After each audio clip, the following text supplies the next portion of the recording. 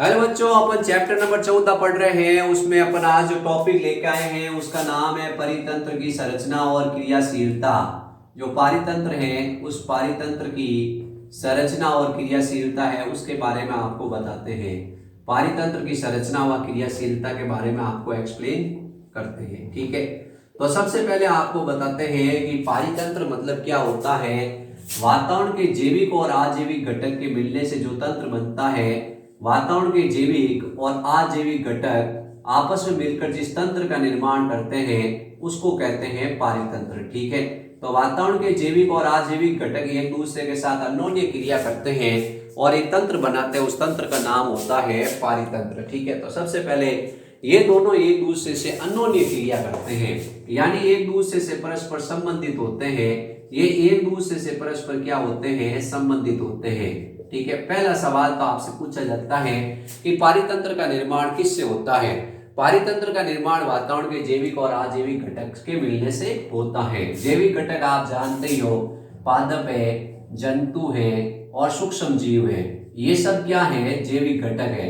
और अजैविक घटक के नाम आप जानते ही हो, तापमान है, इसी तरह से अपन कह रहे हैं प्रकाश है, जल है। ये सब क्या है, ये सब जैविक घटक के अंतर्गत, अजैविक घटक के अंतर्गत आते हैं। ये दोनों आपस में एक दूसरे से क्या करते हैं, क्रिया करते रहते हैं, आदान प्रदान करते हैं। सबसे पहले इनका टारगेट होता है कि पारितंत्र में जो जैव ऊर्जा है, पारितंत्र में जो जैव ऊर्जा है उसका प्रवाह किस दिशा में होता है। उसका प्रवाह आपको बताना है, एक दिशा में होता है या द्विदिशा में होता है, या आपको बताना है बहु दिशा में होता है। ये सवाल पूछा जाता है। तो पारितंत्र में जो ऊर्जा का प्रवाह है वो एक दिशीय होता है। सबसे पहला क्वेश्चन यही पूछा जाता है। अब अपन कहते हैं ऊर्जा का प्रवाह कैसे होता है। ये सूर्य का प्रकाश है, ये जो सूर्य का प्रकाश है ये ऊर्जा का स्रोत है। पारितंत्र में एक ही क्या है, ऊर्जा का स्रोत होता है जिसको कहते हैं सूर्य का प्रकाश। इसको ये पादप है, ये सूर्य के प्रकाश को क्या करता है, ग्रहण करता है और प्रकाश संश्लेषण द्वारा भोजन बनाता है। ये कहलाता है उत्पादक। क्या कहलाता है, उत्पादक कहलाता है। इस उत्पादक को क्या होते हैं कि कुछ शाकाहारी जंतु खाते हैं, कुछ शाकाहारी जंतु खाते हैं। ये कहलाते हैं प्राथमिक उपभोक्ता। प्राथमिक उपभोक्ता, प्राथमिक उपभोक्ता को खाता है द्वितीयक उपभोक्ता मांसाहारी जंतु, और द्वितीयक उपभोक्ता को खाता है सर्वाहारी, और सर्वाहारी को खाता है। तो ऊर्जा सदैव किस दिशा में जाती है, एक दिशा में। अब प्रकाश संश्लेषण क्रिया हुई, प्राथमिक उपभोक्ता, द्वितीयक उपभोक्ता, सर्वाहारी में ये भोजन गया है।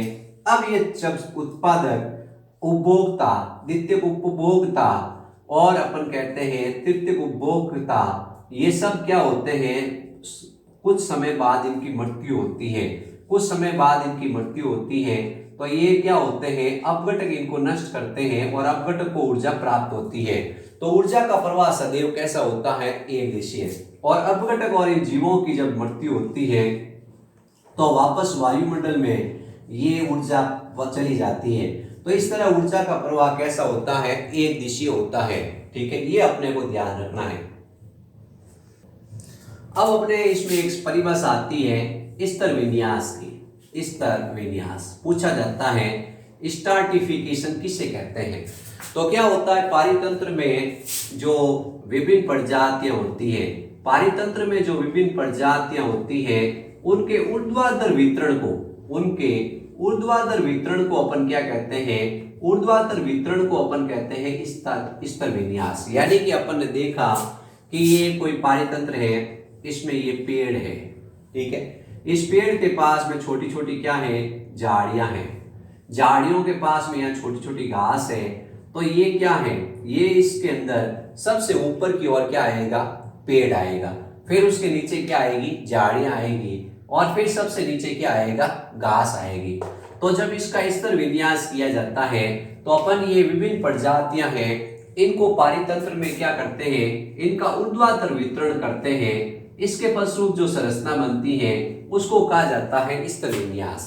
तो स्तर विन्यास में जो सर्वोच्च स्थान मिलता है वो मिलता है पेड़ को, फिर उसके बाद द्वितीय स्थान मिलता है वो मिलता है झाड़ियों को, और तृतीय स्थान मिलता है वो मिलता है घास को। ये अपने ध्यान रखना है। ठीक है, इस प्रकार अपन देखते हैं कि ये पेड़ है, इसको सर्वोपरि स्थान दिया जाता है। इसको क्या दिया जाता है? सर्वोपरि स्थान दिया जाता है, यानी सबसे ऊपर इसको रखा जाता है, और घास को धरातलीय स्थान दिया जाता है। तो ये जो ऊर्ध्वाधर वितरण है, क्या है? पारितंत्र में क्या है? पारितंत्र के विभिन्न स्तरों पर विभिन्न प्रजातियों का ऊर्ध्वाधर वितरण है, इसी को कहा जाता है स्तर विन्यास। तो आपको स्तर विन्यास की परिभाषा पूछे तो आपको बिल्कुल भी टेंशन लेने की जरूरत नहीं है, ठीक है। अब इसमें सवाल ये पूछा जाता है कि ये पेड़ है, ये घास है और ये झाड़ी है, इसमें सबसे ज्यादा प्रकाश संश्लेषण यानी प्रकाश के उपभोग की क्षमता किसकी होगी? तो ये पेड़ होगा। इस पेड़ के नीचे जो ये झाड़ियां और घास है, इनके पनपने की संभावना कम होती है, क्योंकि ये प्रकाश संश्लेषण कर लेगा और यहाँ छाया रहेगी, यहाँ क्या रहेगा? अंधेरा रहेगा। तो यहाँ पर क्या होगा? इनको भोजन बनाने का मौका कम मिलेगा, ठीक है, ये ध्यान रखना है। अब नेक्स्ट क्वेश्चन बनता है कि पारितंत्र की क्रियाशीलता का आपको पता कैसे चलता है? पारितंत्र की क्रियाशीलता का पता कैसे चलता है? कोई भी पारितंत्र है उसकी क्रियाशीलता का पता करना आपको, तो कैसे चलेगा? तो अपन सबसे पहले देखेंगे पारितंत्र है उसमें उत्पादकता को। अगर पारितंत्र के अंदर उत्पादकता हो रही है, प्राथमिक उत्पादकता, द्वितीयक उत्पादकता हो रही है, पेड़ पौधे प्रकाश संश्लेषण से भोजन बना रहे हैं और दूसरे जंतु उनको खाकर फिर भोजन बना रहे हैं, या उनके अंदर शरीर में आकार बड़ा हो रहा है, तो उत्पादकता से पारितंत्र की क्रियाशीलता पता चलती है। दूसरा, अपघटन से। अपघटन हो रहा है तो भी पारितंत्र में की क्रियाशीलता का पता चलता है। तीसरा आपको बताना है उसमें ऊर्जा प्रवाह हो रहा है, तो भी क्या होता है? पारितंत्र का क्रियाशीलता का पता चलता है। और सबसे चौथा है पोषण चक्र। उसमें जैसे अपन कह रहे हैं औषधि चक्र और गैसीय चक्र हो रहे हैं संपन्न, तो पारितंत्र की क्रियाशीलता का पता चलता है। एक में ये तालाब देख रहा हूं, इस तालाब की क्रियाशीलता का मुझे पता करना है, तो सबसे पहले मैं उत्पादकता देखता हूं कि इसमें उत्पादन हो रहा है कि नहीं हो रहा है, पेड़ पौधे सूर्य के प्रकाश संश्लेषण से भोजन बना रहे हैं कि नहीं बना रहे हैं, फिर जंतु मर रहे हैं तो उनका अपघटन हो रहा है कि नहीं हो रहा है, तो मैं पारितंत्र की क्रियाशीलता का पता कर लूंगा। फिर मैं ऊर्जा का प्रवाह देखूंगा, फिर मैं ये गैसीय चक्र है जैसे कार्बन चक्र है, फास्फोरस चक्र है, इन चक्रों का अध्ययन करूंगा। अगर इसमें जैविक और अजैविक दोनों कारक भाग ले रहे हैं, इसका मतलब पारितंत्र की क्रियाशीलता पता चल जाती है।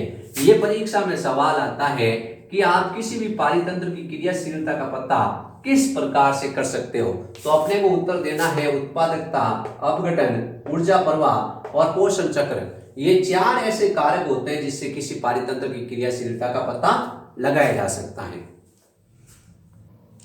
अब नेक्स्ट टॉपिक लेंगे जिसका नाम है जलीय पारितंत्र का अध्ययन। ये क्वेश्चन आता है कि जलीय पारितंत्र अर्थात आगे ब्रैकेट में लिखा होता है तालाब है, उसका अध्ययन कीजिए। जलीय पारितंत्र यानी तालाब का अध्ययन कीजिए। तो अपन जानते हैं तालाब एक्चुअल में क्या है? एक जल निकाय है। ये क्या है? जल निकाय है, जिसमें उतला जल होता है। जिसमें कैसा जल होता है? उतला जल होता है, ठीक है। यानी अपन कह रहे हैं स्थिर जल होता है इसके अंदर। अब इस तालाब को जब देखा जाता है तो इस तालाब के अंदर क्या होते हैं? जैविक घटक और अजैविक घटक दोनों होते हैं। इसमें जैविक और अजैविक घटक दोनों होते हैं। सबसे पहले अपन क्या करते हैं? जैविक घटक की बात करते हैं। तो जैविक घटक में इसमें क्या होते हैं? सबसे पहले होते हैं उत्पादक। एक तालाब को देखा जाता है तो उसमें क्या होता है? उत्पादक होता है। उत्पादक में क्या आते हैं? उत्पादक में पादप पल्लवक आते हैं। उत्पादक में क्या होगा? पादप पल्लवक होंगे। फिर उसके बाद इसमें सीमांत पादप भी होंगे, या किनारे पर कुछ पादप भी होंगे, इनको अपन कहेंगे सीमांत पादप। कुछ इसमें क्या होंगे? जल निमग्न पादप भी होंगे। जल निमग्न पादप मतलब जल में डूबे हुए पादप भी होंगे। कुछ इसमें सतही पादप भी होंगे जो सतह पर होंगे, और कुछ इसमें शैवाल होंगे जिसको अपन काई के नाम से जानते हैं, ठीक है। ये शैवाल आपको ज्यादा देखने को मिलेंगे, तालाब में आपको काई लगी हुई मिलेगी। तो इसके अंदर क्या होते हैं? पादप पल्लवक, सीमांत पादप होते हैं, जल निमग्न पादप होते हैं, जल में डूबे हुए पादप होते हैं, शैवाल होते हैं। ये सभी क्या करते हैं? ये सभी प्रकाश संश्लेषण द्वारा भोजन बनाते हैं। और जो अकार्बनिक तत्व होते हैं, जैसे मृदा में अकार्बनिक तत्व होते हैं, उनका उपयोग करते हैं, और साथ ही प्रकाश का उपयोग करते हैं, और कार्बनिक पदार्थों की मात्रा बना देते हैं, यानी प्रचुर मात्रा में भोजन बनाते हैं। तो ये सबसे पहले तो तालाब के अंदर होते हैं उत्पादक, फिर तालाब के अंदर होते हैं उपभोक्ता, फिर तालाब के अंदर क्या होते हैं, उपभोक्ता होते हैं। उपभोक्ता क्या होते हैं, जो उत्पादक को खाते हैं। जैसे इसके अंदर क्या होते हैं, जंतु पल्लवक पाए जाते हैं। ये क्या करते हैं, ये इन पादप पल्लवों को खाते हैं। इसके अलावा छोटी मछलियां होती हैं, वो खाती रहती हैं। इसके अलावा कोई बड़ी मछली भी हो सकती है। तो ये मछलियां हैं, जंतु पल्लवक है। और आसपास में जो कोई जंतु होते हैं वो भी क्या करते हैं, इसके अंदर खाते रहते हैं। ठीक है, तो ये क्या करते हैं, इन पादप पल्लवक का उपयोग करते हैं। फिर इसके अंदर होते हैं अपघटक। अपघटक में दो नाम याद रखने हैं, एक है कवक और दूसरे होते हैं जीवाणु। ये कवक और जीवाणु क्या करते हैं, जो भी जंतु मरते हैं उसमें उपस्थित कार्बनिक तत्व हैं, उन कार्बनिक तत्वों का अपघटन करते हैं और अकार्बनिक तत्वों का निर्माण करते हैं, यानी खनिजीकरण की क्रिया करते हैं। खनिजीकरण की क्रिया करते हैं और मृदा है उसको वापस उपजाऊ बना देते हैं। इस प्रकार आप जलीय परितंत्र का अध्ययन करते हैं तो इसके अंदर एक तो आपको जल दिखाई देता है। ठीक है, इस परितंत्र की क्रियाशीलता को नियमित कैसे किया जा सकता है, प्रकाश की अवधि, कि प्रकाश की अवधि कितनी है, यानी दिन का समय कितना है, उसके अनुसार ये प्रकाश की अवधि होती है, वो क्रियाशीलता नियंत्रित करती है। इसके अलावा जल की मात्रा कितनी है वो इसका नियंत्रण करती है। इसके अलावा अपन तापमान है वो इसकी नियंत्रण करता है। और ये पादप प्रजातियां हैं वो इस पारितंत्र की क्रियाशीलता का नियमन करती है। ठीक है, तो आपसे पूछा गया कि भाई एक जलीय पारितंत्र या तालाब का आप अध्ययन करो, तो आप आसानी से कहोगे कि जलीय पारितंत्र होता है उसमें एक्चुअल में क्या होता है, वो जल निकाय है, उसमें जैविक और अजैविक घटक दोनों उपस्थित होते हैं। जैविक घटक कौन से होते हैं, अजैविक घटक कौन से होते हैं, वो आपको इसमें एक्सप्लेन करने हैं। उत्पादक, उपभोक्ता और अपघटक ये तीनों जैविक घटक हैं। जल है, प्रकाश है, मृदा है। मृदा इसके अंदर क्या होती है, बहुत उपजाऊ होती है, उसमें कार्बनिक और अकार्बनिक तत्वों की प्रचुर मात्रा पाई जाती है। तो ये सब आपस में क्या करते हैं, क्रिया करते रहते हैं। अब उत्पादक के नाम आपको याद रखने हैं, उपभोक्ता के नाम आपको याद रखने हैं, अपघटक के नाम याद रखने हैं। उत्पादक का काम होता है पादप पल्लवक, शैवाल, सीमांत पादप और जल निमग्न पादप है। इन सब का काम यही है कि प्रकाश संश्लेषण द्वारा अकार्बनिक तत्वों को कार्बनिक तत्वों में बदलना। अब उपभोक्ता का काम होता है इनको खाना। अपघटक का काम होता है इसमें उपस्थित कार्बनिक तत्व है उनका अपघटन करना और अकार्बनिक तत्व का निर्माण करना। इस प्रकार जलीय पारितंत्र है उसमें एक सवाल पूछ लिया कि इसमें ऊर्जा का प्रवाह कैसा होता है, तो ऊर्जा का प्रवाह आपको एक दिशीय होता है, ये याद रखना है। बाकी आपको इसमें कोई खास सवाल नहीं बनता है।